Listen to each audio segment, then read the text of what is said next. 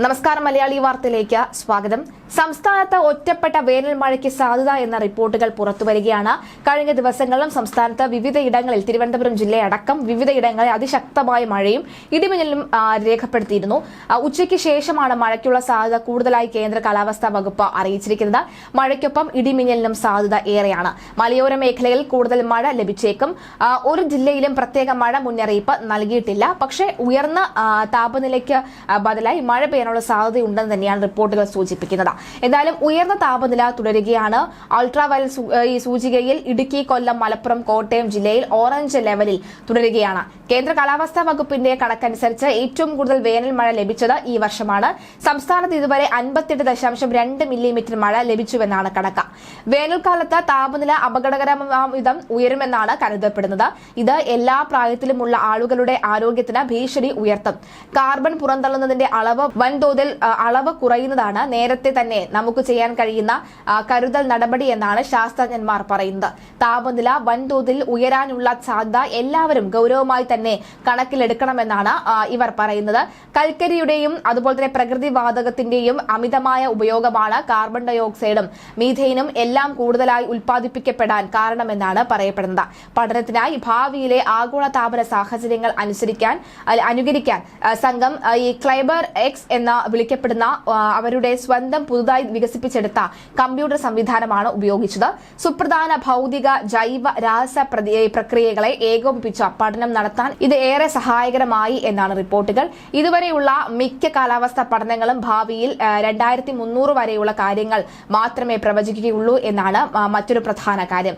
ഈ കാലയളവിൽ ആഗോള താപനം മുൻകാല കണക്കുകൂട്ടലുകളെക്കാളും എല്ലാം കടത്തിവെട്ടുന്നു എന്നാണ് ഗവേഷകർ പറയുന്നത്. ഇവിടെ കാലാവസ്ഥയിൽ ഉണ്ടാകുന്ന ഒരു മാറ്റം മറ്റൊന്നിന് ആക്കം കൂടുന്നതായിട്ട് കണക്കാക്കപ്പെടുന്നുണ്ട്. ഉദാഹരണത്തിന് മഴക്കാലത്ത് പുല്ലുകൾ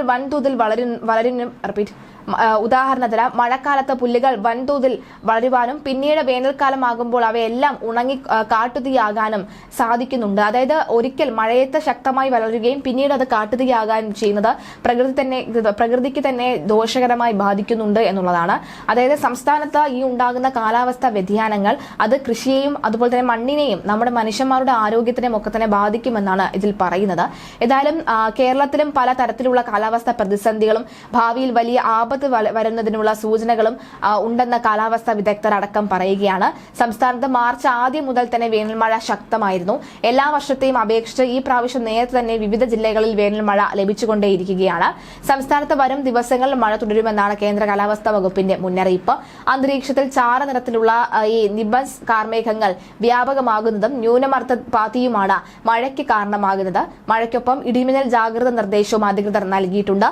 വേനൽമഴ പലപ്പോഴും കർഷകർക്ക് ഏറെ ആശ്വാസകരമാകാറുണ്ട്. പക്ഷേ പെട്ടെന്നുണ്ടാകുന്ന ഇപ്പോൾ വിത്ത് പാകിയിട്ടുള്ള കർഷകർക്കൊക്കെ തന്നെ ഇത് വലിയ രീതിയിൽ ആപത്താകാനുള്ള സാധ്യതയുമുണ്ട്. എന്നാലും വേനൽ മഴയുടെ അളവിൽ പൊടുന്നനെ ഉണ്ടാകുന്ന വർധനവ് കേരളത്തിന് അത്ര ശുഭകരമല്ല എന്ന് തന്നെയാണ് കണക്കുകൾ വ്യക്തമാക്കുന്നത്. ഗുണത്തിലേറെ ദോഷമാണ് വേനൽമഴ കൊണ്ട് ഉണ്ടാകുന്നത്. സംസ്ഥാനത്ത് വേനൽമഴ വർദ്ധിച്ചതിനാൽ തന്നെ താപനില ക്രമാതീതമായി ഉയരുന്ന സ്ഥിതിയും ഉണ്ടായിട്ടുണ്ട്. ഇത് ഗുരുതര ആരോഗ്യ പ്രശ്നങ്ങളിലേക്കും പരിസ്ഥിതി ആഘാതങ്ങളിലേക്കും നയിക്കുമെന്നും ഓരോ വർഷം തോറും കേരളത്തിലെ താപനില ക്രമാതീതമായി വർദ്ധിച്ചുകൊണ്ടിരിക്കുകയാണ് എന്നുമാണ് കാലാവസ്ഥാ റിപ്പോർട്ടുകൾ സൂചിപ്പിക്കുന്നത്. കഴിഞ്ഞ മാസം പുറത്തിറങ്ങിയ സംസ്ഥാനത്തിന്റെ കാലാവസ്ഥാ റിപ്പോർട്ട് അനുസരിച്ച് 2024 കേരളത്തിന് ഏറ്റവും ചൂടേറിയ വർഷമായിരുന്നു. വേനൽ മഴയുടെ അളവ് കേരളത്തിൽ എല്ലായ്പ്പോഴും വർദ്ധിച്ചുവോ അതനുസരിച്ച് കേരളം ചുട്ടുപൊള്ളുന്ന സ്ഥിതിയാണ് ഉണ്ടായിരിക്കുന്നത്. കേന്ദ്ര കാലാവസ്ഥാ വകുപ്പിന്റെ അതായത് IMDയുടെ ഡേറ്റ പ്രകാരം കഴിഞ്ഞ 50 വർഷമായി സംസ്ഥാനത്ത് വേനൽ മഴ വർദ്ധിച്ചിട്ടുണ്ട്. ഇത് സംസ്ഥാനത്തെ ശരാശരി താപനില വർദ്ധിക്കുന്നതിന് ഇടയാക്കിയിട്ടുണ്ട്. ശരാശരി കണക്കുപ്രകാരം വേനൽക്കാലത്ത് കേരളത്തിൽ ഏകദേശം 359.1 മില്ലിമീറ്റർ മഴ ലഭിക്കും. കഴിഞ്ഞ 50 വർഷമായി വേനൽ മഴ വർദ്ധിച്ചുകൊണ്ടേയിരിക്കുകയാണ്. അതുകൊണ്ട് തന്നെ സംസ്ഥാനത്ത് കടുത്ത ചൂട് അനുഭവപ്പെടുമെന്നും ഗുരുതര പ്രത്യാഘാതങ്ങളിലേക്ക് നയിക്കാൻ സാധ്യതയുണ്ട് എന്നും അധികൃതർ മുന്നറിയിപ്പ് നൽകിയിട്ടുണ്ട്. വേനൽക്കാലത്ത് കേരളത്തിലെ ശരാശരി താപനില വർദ്ധിക്കാൻ കാരണം അധിക വേനൽ മഴയെന്നാണ് വിദഗ്ധർ പറയുന്നത്. അന്തരീക്ഷ വായു ചൂടാകുമ്പോൾ അത് വികസിപ്പിക്കുകയും കൂടുതൽ നീരാവി വഹിക്കുകയും ചെയ്യും. ഇത് പിന്നീട് തീവ്ര മഴയ്ക്ക് കാരണമാകും. കാലാവസ്ഥാ വ്യതിയാനം മൂലം അന്തരീക്ഷത്തിലെ വായു കൂടുതൽ നീരാവിയായി വഹിക്കും. വായുവിലെ താപനില ക്രമേണ ഉയരുകയാണെങ്കിലും ഈർപ്പം ശേഖരിക്കാൻ കൂടുതൽ ഇടം സൃഷ്ടിക്കേണ്ടി വരും. ഇത് ഹ്രസ്വകാലങ്ങളിൽ കനത്ത മഴയ്ക്ക് കാരണമാകുകയും ചെയ്യും. ഇത് പെട്ടെന്നുള്ള വെള്ളപ്പൊക്കത്തിലേക്ക് നയിച്ചേക്കുമെന്നും കാലാവസ്ഥാ വിദഗ്ധർ മുന്നറിയിപ്പ് നൽകുന്നു. ഉഷ്ണതരംഗം, സൂര്യാഘാതം, വെള്ളപ്പൊക്കം, വരൾച്ച എന്നിവയ്ക്കുള്ള സാധ്യത വർദ്ധിപ്പിക്കും. വെള്ളപ്പൊക്ക സാധ്യത വർദ്ധിപ്പിക്കും. ഉഷ്ണതരംഗങ്ങൾ ഈ ബാഷ്പീകരണം വർദ്ധിപ്പിക്കുന്നതിന് കാരണമാകുന്നുണ്ട്. തുടർന്ന് ലഭിക്കുന്ന മഴ കൂടുതൽ തീവ്രമായ മഴയ്ക്ക് കാരണമാകും. വരണ്ട പ്രദേശങ്ങളിൽ പ്രത്യേകിച്ച് ഇത് വെള്ളപ്പൊക്കത്തിലേക്ക് നയിക്കും. വരൾച്ച, ചില പ്രദേശങ്ങളിൽ മഴയുടെ അളവ് വർദ്ധിക്കുമ്പോൾ മറ്റ് ചില പ്രദേശങ്ങളിൽ ബാഷ്പീകരണവും ചൂടും വർദ്ധിക്കുന്നത് മൂലം വരൾച്ച അനുഭവപ്പെടാനും പറ്റും. അതുപോലെ തന്നെ കാട്ടുതീയും ഉണ്ടാകാനുള്ള സാധ്യതയുണ്ട്. വരണ്ട കാലാവസ്ഥയും ഉയർന്ന താപനിലയും കാട്ടുതീ സാധ്യത വർദ്ധിപ്പിക്കും. ആവാസ വ്യവസ്ഥയെ നശിപ്പിക്കും. താപനിലയും മഴയുടെ അളവിലുമുള്ള മാറ്റങ്ങൾ ആവാസ വ്യവസ്ഥയെ തടസ്സപ്പെടുത്തുകയും ജൈവ വൈവിധ്യം നഷ്ടപ്പെടുത്തുകയും ചെയ്യും. കൃഷിയെ സാരമായി ബാധിക്കും. ഉഷ്ണതരംഗങ്ങളും വരൾച്ചയും കൃഷിയെയും അതിന്റെ വിളകളെയും നശിപ്പിക്കുന്നു. ഉഷ്ണതരംഗങ്ങൾ ഈ ആസ്മ പോലെയുള്ള ശ്വസന രോഗങ്ങൾക്ക് കാരണമായി മാറും. ചൂടുകാലത്ത് ശരീരത്തെ പെട്ടെന്ന് തണുപ്പിക്കാൻ ശ്രമിക്കുന്നത് ഹൃദയത്തെയും വൃക്കകളെയും സമ്മർദ്ദത്തിലാക്കും. ഇത് ഹൃദയ സംബന്ധമായ രോഗങ്ങളിലേക്ക് നയിക്കും. ഉയർന്ന താപനില നിർജ്ജലീകരണത്തിലേക്ക് നയിക്കും. സംസ്ഥാനത്ത് മൺസൂണിൽ ജൂൺ ജൂലൈ മാസങ്ങളിൽ അധിക മഴ പെയ്താൽ മണ്ണിടിച്ചിലിനുള്ള സാധ്യത കൂടുതലാണ് എന്ന് വിദഗ്ധർ മുന്നറിയിപ്പ് നൽകുന്നു. നിലവിലെ സാഹചര്യത്തിൽ മഴക്കാലത്തും അധിക മഴ ലഭിക്കാൻ സാധ്യത കൂടുതലാണ് കണക്കുകൾ വ്യക്തമാക്കുകയാണ്. അതുകൊണ്ട് മലപ്രദേശങ്ങളിൽ മണ്ണിടിച്ചിലുള്ള സാധ്യതയും വർദ്ധിക്കും. അതേസമയം താപനില വർദ്ധിക്കുന്നത് ഇടിമിന്നലിനുള്ള സാധ്യത വർദ്ധിക്കുന്നതിലേക്ക് നയിക്കുമെന്ന് പഠനങ്ങൾ ചൂണ്ടിക്കാണിക്കുന്നു.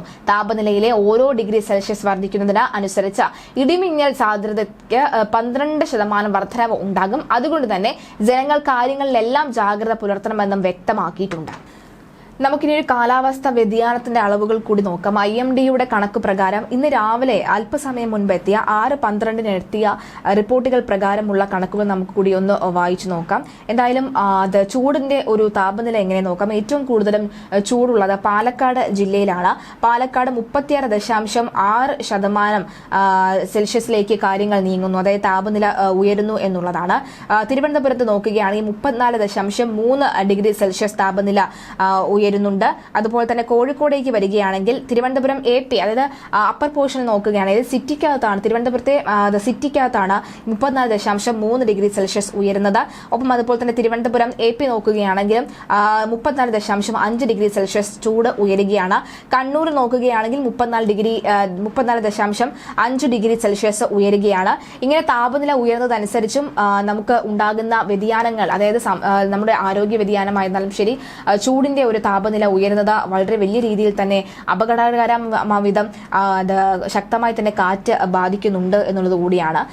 മറ്റു നോക്കിക്കഴിഞ്ഞാൽ ഈ കരിപ്പൂർ നോക്കുകയാണെങ്കിൽ 32.0% ഇന്ന് ഉണ്ടാകുന്ന ഒരു അളവ് എന്ന് പറയുന്നത്.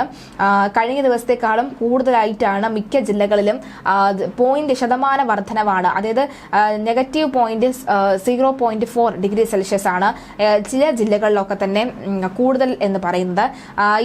അതുപോലെ തന്നെ കൊച്ചിയിൽ നോക്കുകയാണെങ്കിൽ 34.8 ഡിഗ്രി സെൽഷ്യസ് ആണ്. അതുപോലെ തന്നെ ഈ കോഴിക്കോട് നേരത്തെ പറഞ്ഞിരുന്നു 34.2 degree Celsius, Kannur 33.5 degree Celsius എന്നിങ്ങനെയാണ് താപനിലയുടെ ഉയർച്ച എന്ന് പറയുന്നത്. എന്തായാലും നിലവിലെ സാഹചര്യത്തിൽ വലിയ രീതിയിൽ തന്നെ റിപ്പോർട്ടുകൾ സൂചിപ്പിക്കുന്നതനുസരിച്ച് ചൂട് ഉയരാനും സാധ്യതയുണ്ട്. ഒപ്പം അതുപോലെ തന്നെ മഴയുടെ സാധ്യതയും വർദ്ധിക്കുന്നുണ്ട്. ഈ മഴയുടെ സാധ്യത വർദ്ധിക്കുമ്പോൾ തന്നെ സംസ്ഥാനത്ത് വിവിധ ഇടങ്ങളിൽ ജാഗ്രതാ നിർദ്ദേശം നൽകിയിട്ടുണ്ട്. പക്ഷേ അലേർട്ടുകൾ നൽകിയിട്ടില്ല എന്നുകൂടിയാണ് മനസ്സിലാക്കേണ്ടത്. അലേർട്ടുകൾ നൽകിയാൽ മാത്രമേ നമുക്ക് ഭയക്കേണ്ടതുണ്ട്. പക്ഷേ എന്നിരുന്നാൽ പോലും മാറി മറിയുന്ന റിപ്പോർട്ടുകളാണ് ഓരോ ദിവസവും പുറത്തു വരുന്നത്. അതുകൊണ്ട് തന്നെ റിപ്പോർട്ടുകൾ അനുസരിച്ച് മഴ പെയ്യാനും പെയ്യാതിരിക്കാനുമുള്ള സാധ്യതയാണ് ശക്തമായി ഉണ്ടാകുന്നത്.